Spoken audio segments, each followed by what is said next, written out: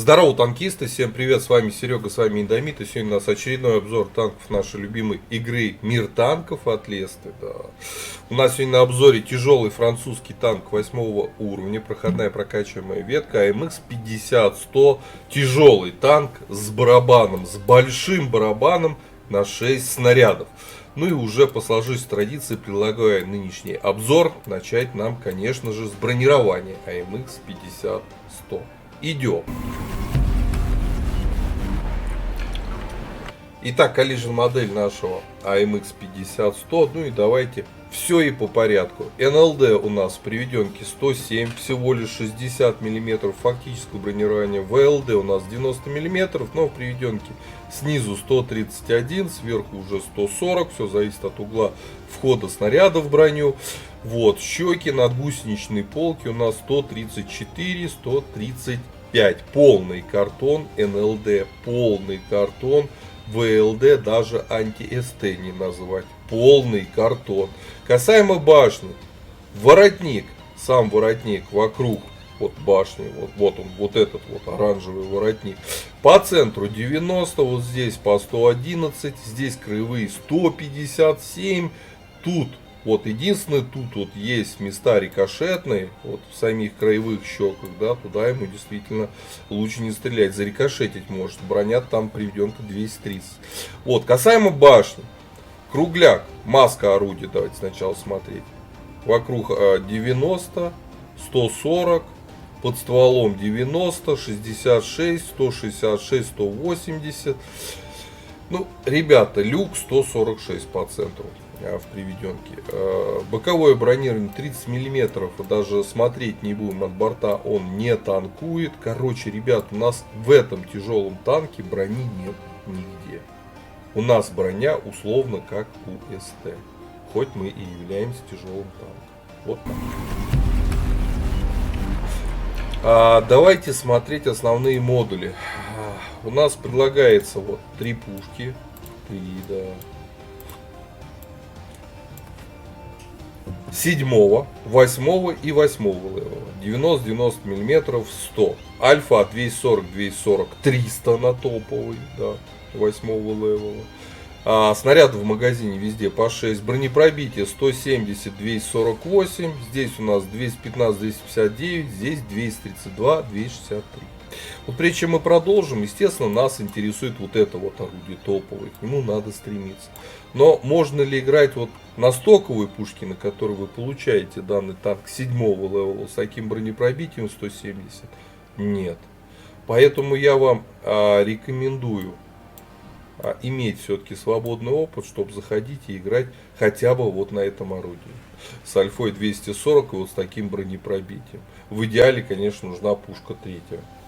Вот, значит, время сведения у них одинаковое, точность у них одинаковая, у них практически все одинаково, за исключением того, что на топовом орудии, вот с большей альфой, заряжается 50 секунд барабана, здесь 35.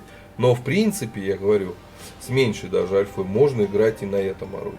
Время перезарядки между выстрелами, что у той пушки, чуть больше 2,5 секунд, а точнее 2,73. И вот здесь тоже, кстати, заостри немножко наше внимание, много ли это мало. 2,7, почти 3 секунды. Учитывая, что у нас 6 снарядов, и учитывая, опять же, что у нас нет брони, и броня корпуса и башни не позволит вам в ответ затанковать что-то, вас всегда пробьют. Вас абсолютно всегда пробьют. Разрядить во врага вот эту пушечку нужно нам примерно 16 секунд, чтобы все 6 снарядов туда заделать. За 16 секунд на 8 левелах тяжелые танки как минимум 2 раза успеют вам жахнуть, пока вы будете разряжаться. И 2 раза это будет где-то в районе 800 урона. Поэтому вообще реализовывать пушку любую и топовую тоже на этом танке достаточно тяжело. Рацию качайте обязательно, топовую 750 метров против 400, там, грубо говоря. Двигатель у нас 850 лошадей на топе против 575, прирост почти 35, там 40% подвижность, однозначно качать. Ну и на месте крутиться 32 градуса в секунду поворачиваемость против 30, тоже лишним 2 градуса не будет. Вот, полевая модернизация я еще не качал, но предвижу следующее.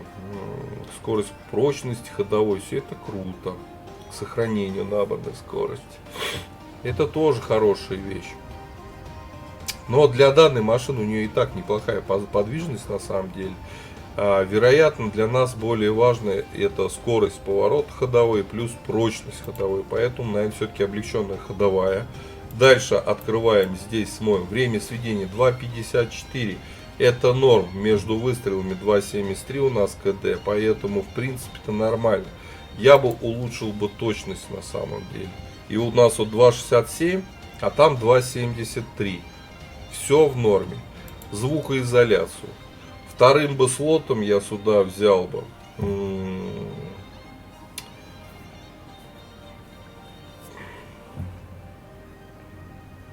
наверное, огневую мощь. Все-таки у нас это танк про стрельбу. Касаемо оборудования. Первым слотом ставим вентилятор, вторым слотом ставим обязательно стабилизатор, и третьим слотом я поставил усиленные приводы наводки, дабы вот как раз сжать время сведения в рамках КД пушки. По снарядам, кстати, если прокачаете полевую модернизацию, возможно, можно будет поменять усиленные приводы наводки на что? Правильно, на закалку. На закалку, ребят. Можно играть на этой машине закалка, стаб, вентилятор. Вот, можно и так. По снарядам. Основной у нас ББХ. Летит невероятные 1000 метров в секунду. Голда летит 1250, и это подкол. Хорошая скорость полета снаряда. Вот, по снаряжению ремка, аптечка, огнетушитель желательно автоматически. 4 члена экипажа Перки вы сейчас наблюдаете перед собой. По плюсу и минусу машину у нас в принципе неплохие УВН, но мы помним бронирование башни. Нам в местах, где отыгрывают от УВН, от брони башни, нам это сильно не поможет, но хотя бы они есть, это уже приятно. По количеству ХП 1400, конечно, маловато, но опять же, нету брони у нас на этой машине, поэтому такое количество ХП. По подвижности 51 вперед, 20 назад, почти 17 лошадей на тонну удельная мощность, норма. И по обзору 421 метр, это тоже такой хороший параметр для тяжей на 8 левеле, то есть мы не слепые. Вот такие вот плюсы и минусы машины, да. Подвижностью как бы норм. УВН по пушке все круто. Немножко, конечно, раздражает, вот как по мне, долго, если оно КД между выстрелами. Вот. Как играть на этой машине? Это особый геймплей, надо ловить моменты, где можно выйти и раздамажить врага. Не полный может быть даже барабан влить, но хорошо, эффективно разменять свое ХП. То есть на одну тычку дать как минимум 3 своих, на 2 тычки врага выдать 4-5, либо весь барабан. То есть геймплей здесь таков. Вот, предлагаю уже отправляться в бой. Поехали, посмотрим, как 50-100 вообще себя чувствует в современном рэндоме. Можно ли на нем нагибать. Вот, сейчас все проверим. Поехали. Так, обзор боя МХ 50-100. Франция, проходная прокачиваемая ветка. Попали к десяткам, подрубаем голду. Ну, такой на самом деле и карта. Не самая лучшая для нас. Да. Сразу говорю, такое себе удовольствие сейчас тут будет. А мне только на манер ПТ играть. Все, что, брони у нас в башне нету. Где-то перестреливаться тут вообще ничего не выйдет. Хорошо, хоть арты, кстати, нету. Вот это здорово.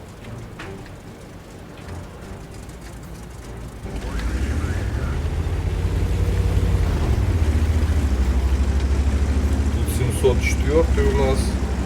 ПТ ОМОН этот пошел вперед.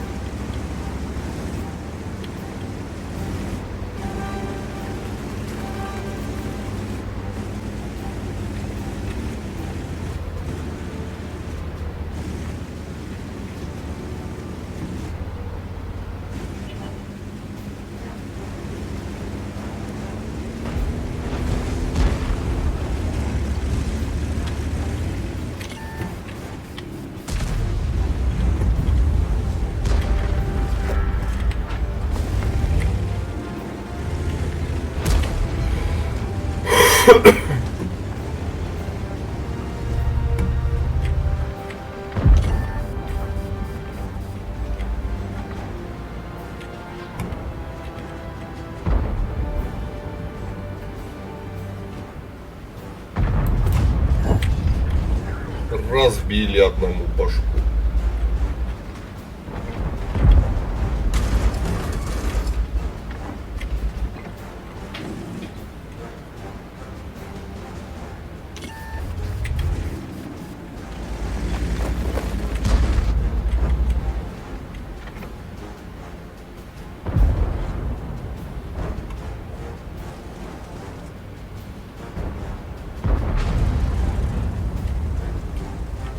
Да, ты 95, попробуй пробей.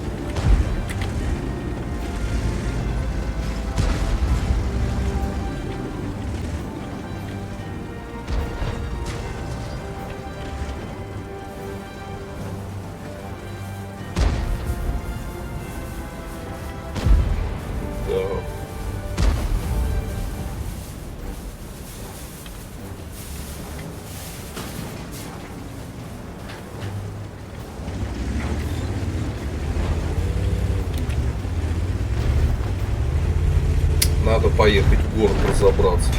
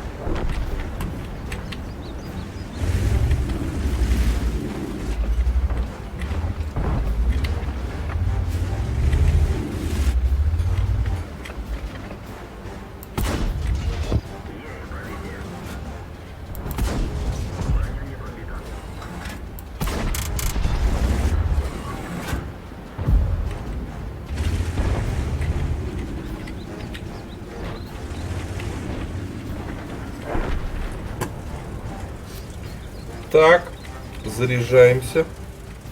1750 высоты.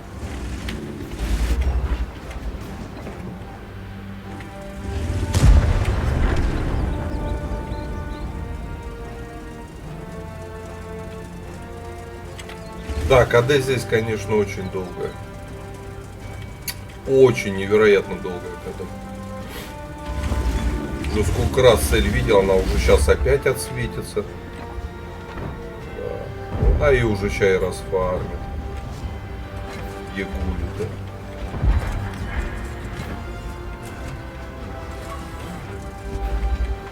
где-то и сук вниз улетела.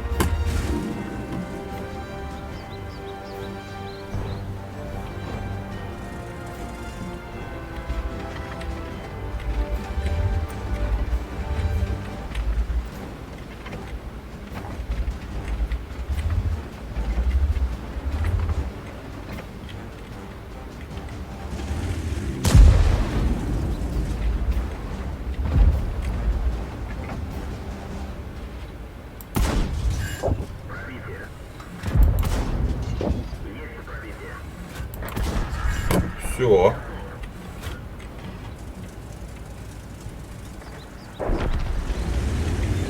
Разбабахали.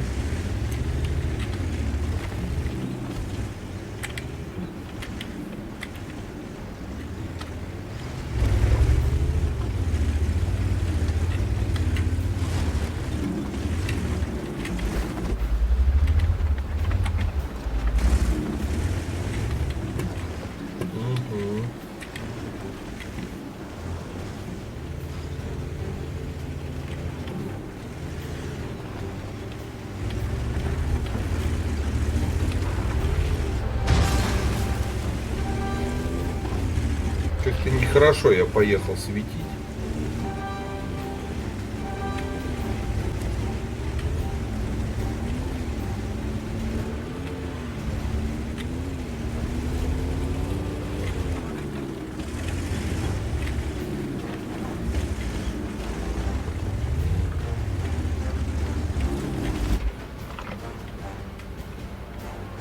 Так. 3 снарядика есть, можем еще кому-нибудь и присесть.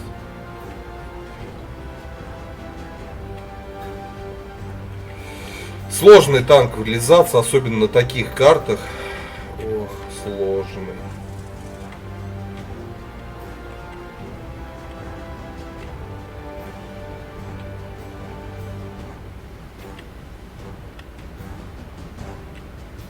Я думаю, вот тут кто-то должен стоять.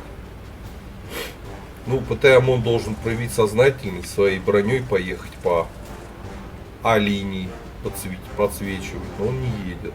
А я уж точно не ПТ-ОМОН.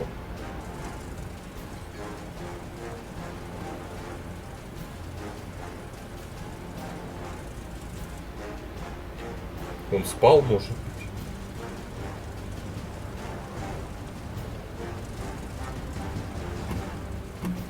Или он так сильно изранен?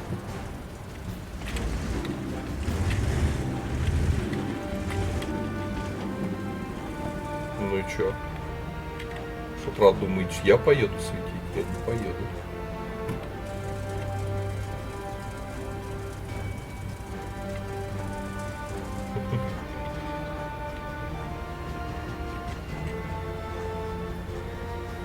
Гля.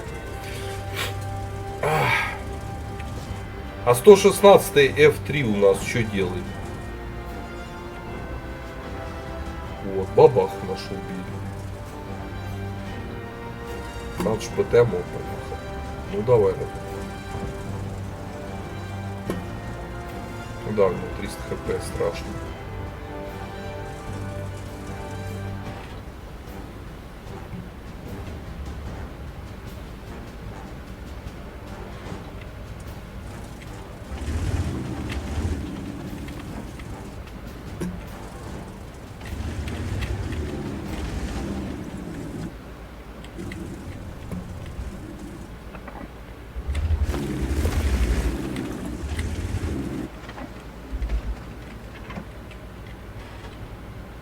Ну.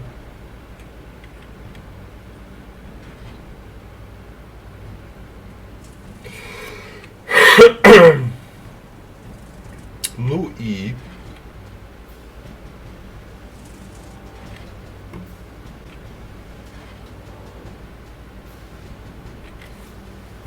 Так, что мы там настреляли-то? 2500. А сумма у нас сколько там? 2600, да? Почти. Мало. Еще косарь надо.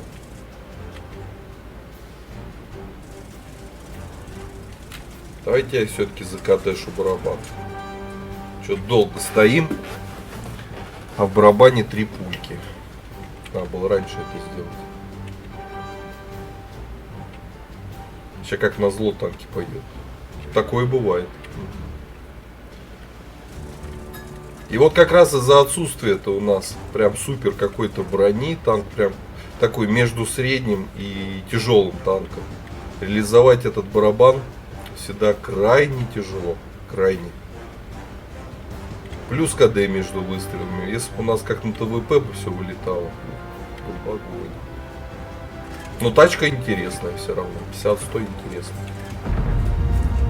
Да не, это дерево они валили когда туда. Наступали, так сказать. О!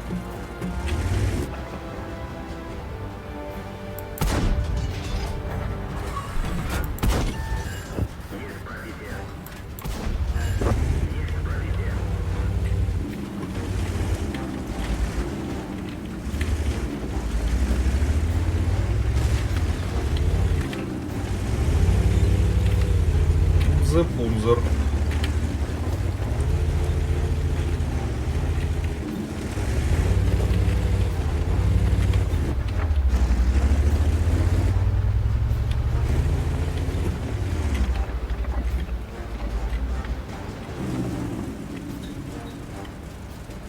Пунзер. Он же Пунзер. Он же Пунзер. Ну, 2000 ты моему... О. Он тут где-то путешествует. Ух ты. Даже путешественница.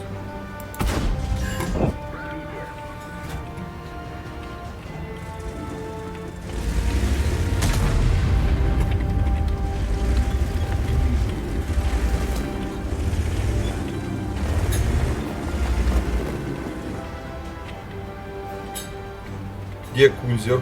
Ребята, план сделали. 3400 почти настреляли, 177 насветили, 3,5 есть. Все, переигрывать не буду для обзора. Все, хороший результат. Тут полный деф. Мы, кстати, по ХП ливаем. Я не удивлюсь, если мы будем в топе по урону. Ух ты. Бля, какой наглый. Ну и все. И леопардик, вернее, вафелька нас сзади прижучила. Лады. Вот, ПТ-ОМОН, все, тоже в ангар поехал. Все, остался вот у нас вот этот замечательный новый танк. Китайский 116 F3. Весь в дырках тоже, вот смотри. Интересно, заживет он 1,5 минуты против толпы? Не заживет, он сам нападает, поэтому не заживет.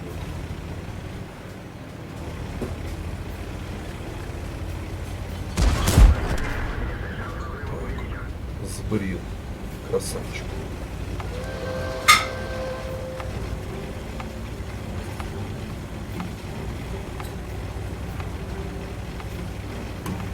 Что-то 121 у нее не нападает.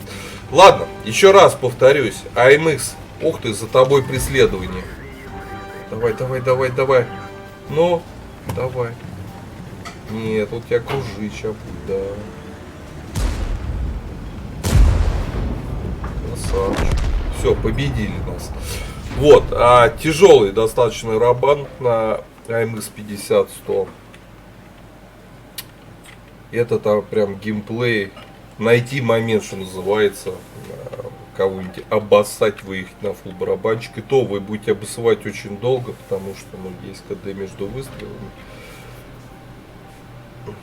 Как насчет того, чтобы оставить этот танк на постоянку в ангаре? Вот, кстати, смотрите, ПТ-ОМОН у нас красавчик, 6К дал. 116, 4400, мы 3400, 2 фрага. Вот. Стоит ли эта машина, чтобы ее оставляли в ангаре? Ну, наверное, нет.